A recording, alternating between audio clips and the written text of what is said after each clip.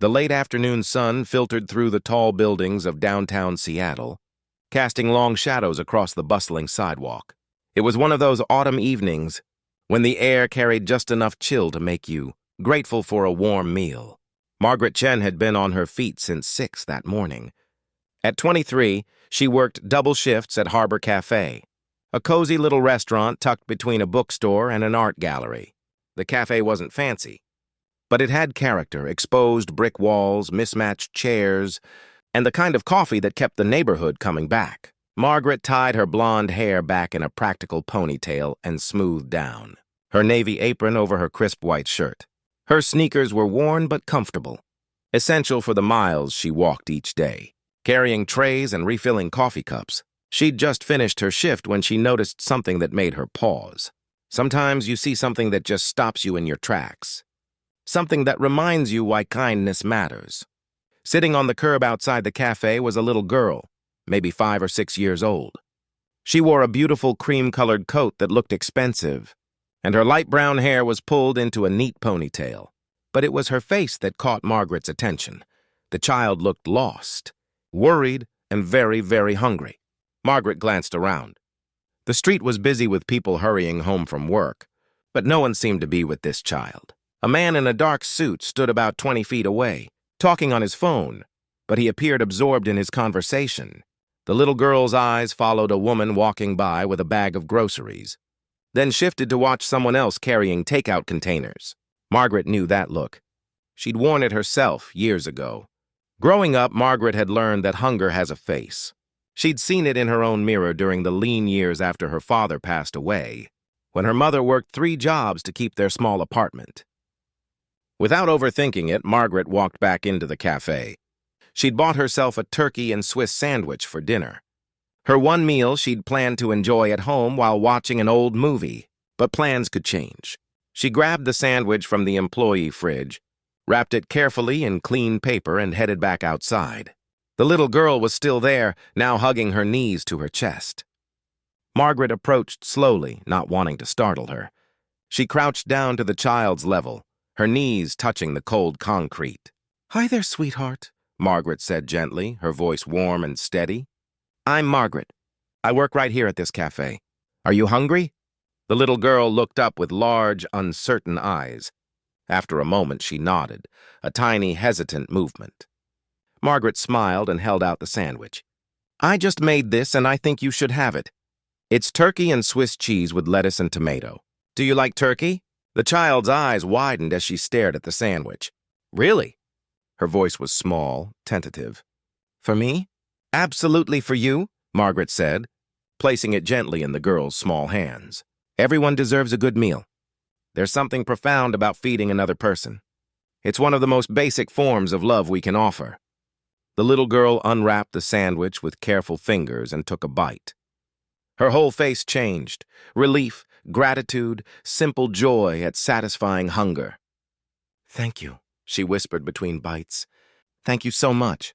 Margaret sat down beside her on the curb, not caring that her work pants would get dirty. "What's your name, honey?"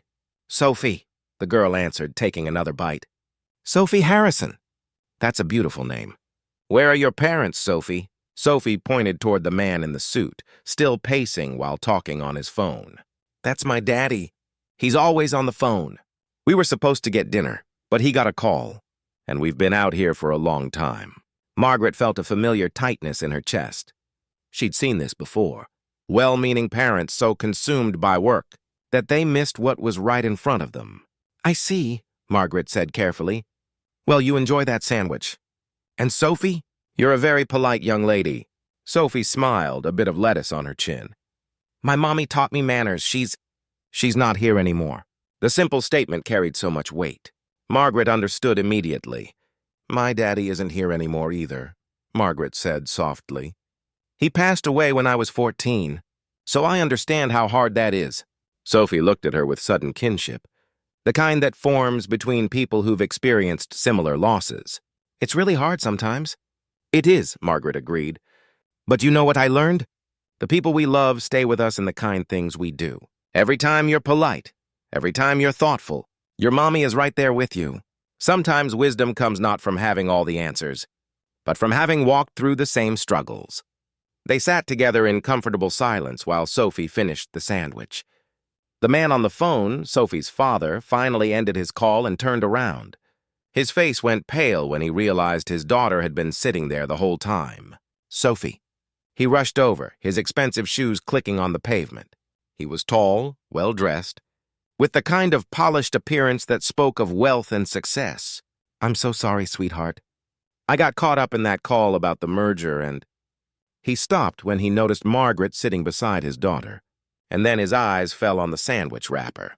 Did someone give you food?" he asked Sophie, confusion and perhaps shame crossing his features. "This nice lady gave me her sandwich, Daddy. I was really hungry."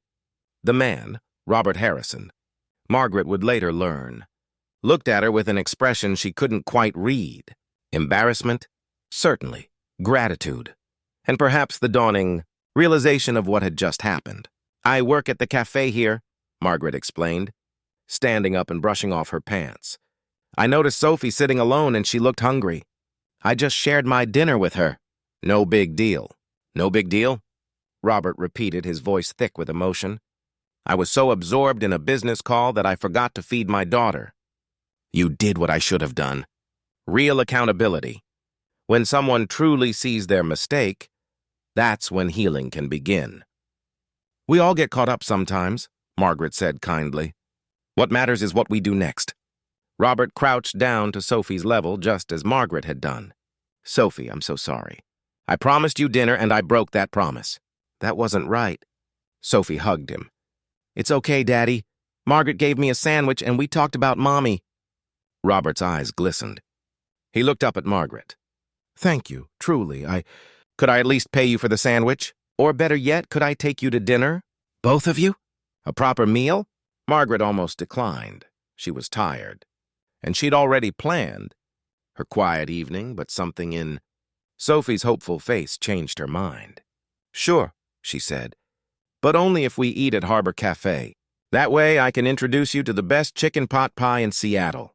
And so they went inside, the wealthy businessman, his daughter, and the waitress who'd shown them both what kindness looks like. Over dinner, Robert Harrison's story emerged.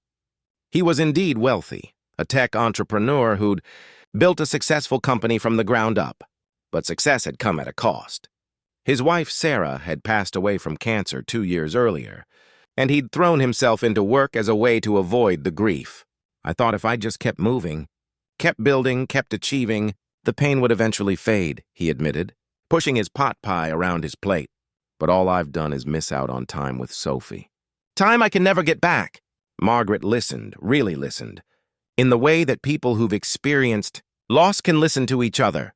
"My mom used to say that grief is love with nowhere to go," Margaret shared. "After my dad died, she was drowning in it. But then she made a choice. She decided that the best way to honor him was to love us, me and my brother, even more intentionally. She worked hard, yes, but she was present. That's what mattered." Robert nodded slowly, absorbing her words. Sophie, her belly full and her spirits lifted, colored on the kids' menu with crayons the hostess had provided. "You said you work double shifts," Robert noted. "Are you saving for something?" "College," Margaret said. "I want to be a teacher. Elementary school. I love kids, and I think I have something to offer them. Not just academics, but life lessons about kindness and resilience. Dreams matter, especially when they're built on a foundation of helping others." "That's admirable," Robert said. And then after a long pause, he added, "I'd like to help. I have a foundation, the Sarah Harrison Foundation for Education. It provides scholarships for students who demonstrate exceptional character. I think you'd be a perfect candidate." Margaret's first instinct was to refuse. She'd always made her own way, and accepting help felt uncomfortable. But Robert continued, "Please, let me do this. Not as payment for the sandwich. You can't put a price on what you did tonight. But because I see in you the kind of person my wife admired. She'd want me to support your dream." Margaret looked at Sophie, who'd stopped coloring and was watching her hopefully. "Okay," Margaret said finally. "Thank you. That's incredibly generous." "No," Robert said firmly. "What you did. Seeing my daughter as a person who needed help.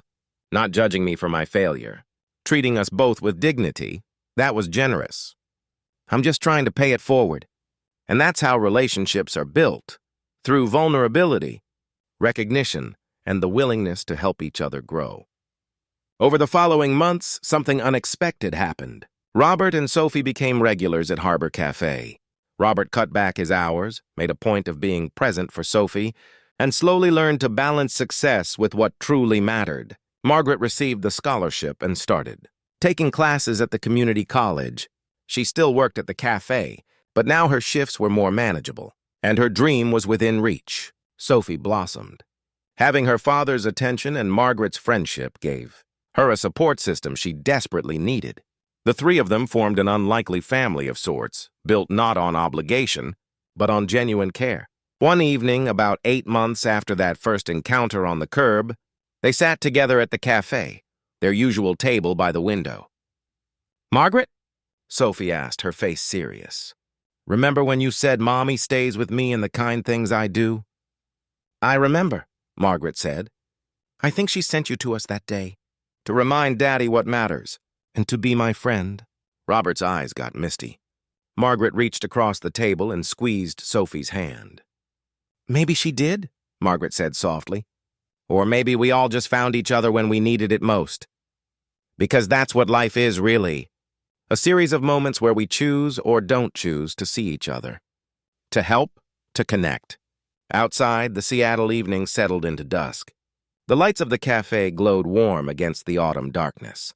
Inside, 3 people who'd been strangers shared a meal, shared their stories, and shared the quiet understanding that sometimes the smallest acts of kindness create the biggest changes. Margaret had offered a sandwich. But what she'd really given was her time, her attention, and her heart. And what she'd received in return was far more than she'd ever imagined. Sometimes the best gifts we can give cost us nothing but a moment of compassion. And sometimes those moments change everything.